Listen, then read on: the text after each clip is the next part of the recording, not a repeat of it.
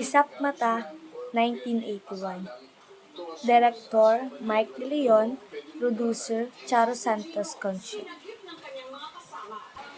The character is Charo Santos, Vic Silayan, J. Ilagan, at Charo Sol. Isap Mata ay isang pelikulang Pilipino na psychological thriller na inilabas noong 1981. Sa ilalim ng direksyon ni Mike De Leon, ang kwento ay umiikot sa isang batang babae na si Mila at naipit sa isang dysfunctional na relasyon kasama ang kanyang mapang-aping ama na si Nestor at ang kanyang asawa na si Noel.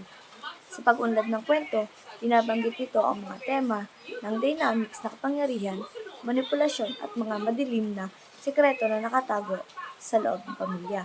Kilala ang pelikula sa kanyang intensyong paglalarawan ng domestic tension at pagsusuri sa komplikasyon ng mga tao. The next one is Batch 81. The director is Mike De Leon, the producer is Mike De Leon, and the character is Pacoy Ledesma, Ronnie Rojas Jr., and Sid Lucero. Batch 81 ay isang pelikulang Pilipino na inilalabas noong 1982 sa direksyon ni Mike De Leon. Sinusundan nito ang isang grupo ng mga bagong unang taon sa kolehiyo na sumali sa isang fraternity at dumaan sa mga intensong ritual ng hazing. Nilalaman ng pelikula ang mga tema ng kapangyarihan, katiwalian at ang madilim na bahagi ng kulturang fraternity. Sa huli, nagpapakita ng mga pinsalang dulot ng bulag na pagtitiwala at ang pakikibaka para sa identidad na isang mababagsik na sosyal na kapaligiran. Siyang 1976.